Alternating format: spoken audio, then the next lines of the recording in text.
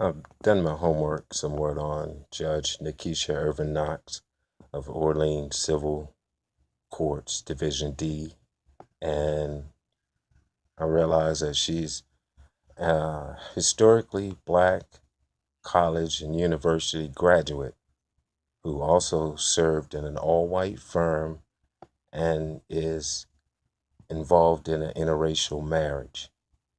This, in a sense, tells me that she is not a good representative of blacks and their civil rights movement, being someone who has married outside of her own race in order to, I guess, better herself or not feel that a black man was good enough for her. And I feel like she's succumbed to the system of haves versus the have nots, being that she gets a yearly salary of 140 some thousand dollars. And like I said, it's with me being in court twice before her and she accepting allegations, never reviewing the evidence, never having any compassion on the parent that is being withheld from his children, nor considering the children's rights that are being violated, and reinstated another 18-month unwarranted protective order, where Judge Claire Jupiter twice determined that there was no situation, no threat of domestic violence, and remanded me to an 18-month, both judges remanded me to an 18-month supervised visitation of my children with no criminal history, with no threat of domestic violence, and overlook the fact that my ex has a criminal conviction to where she filed a false report and was convicted. As well, before then, she went in St. Charles Parish and she lied and she lost in court. So she is a pathological liar, to which I feel like it's more of a feminist movement to where they are not looking for justice. Only thing they are looking is to punish men for women not being equal. But the sad situation is that we are not holding them accountable, which is a complete injustice to the feminist movement because you're not holding each party accountable for their own actions and not judging fairly and unbiasedly. You have been compromised, Nikisha Irvin Knox, and it's not beneficial to the black community in New Orleans, to which you are a public servant and looking to uphold the integrity of the judicial system, never requiring burden of proof, never reviewing the video documentation of interactions to which Danielle Allen stated occurred at her job site when I went there offering counseling, asking her just to go to counseling with me in an effort for number one, to get my kids to go to therapy because they are being held hostage in this war that my ex wife has waged on me for no reason.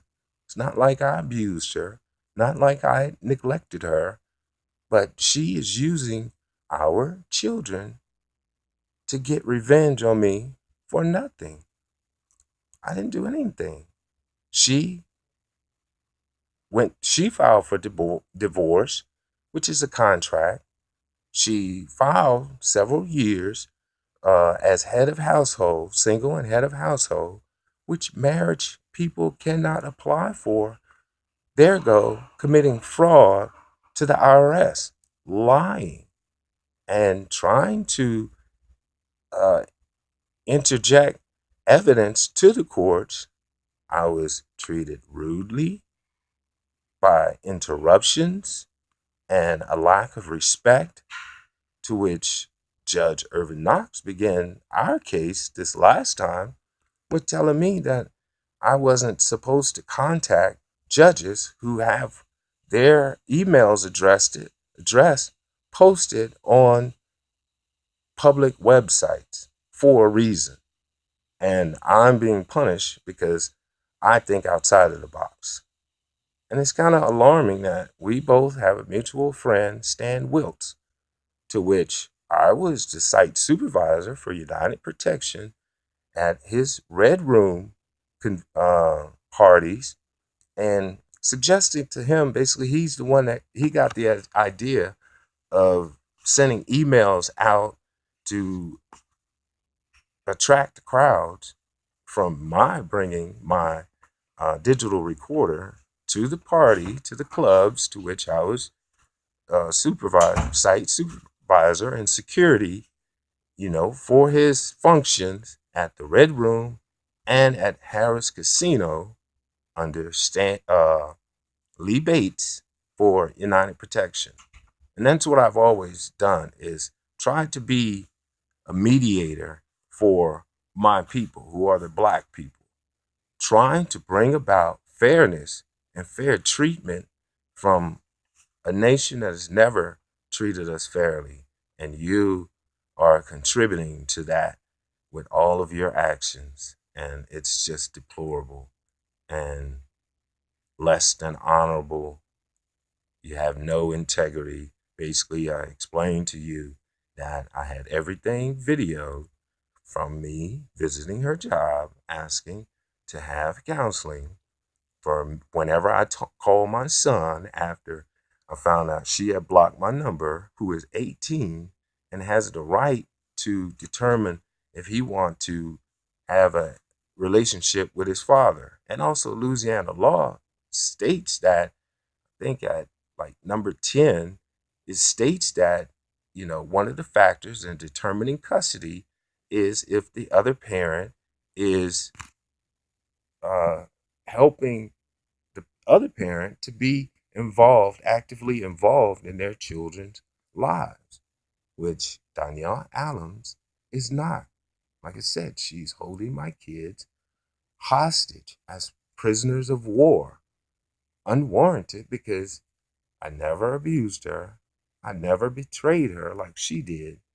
And this is just unacceptable from a HBCU graduate.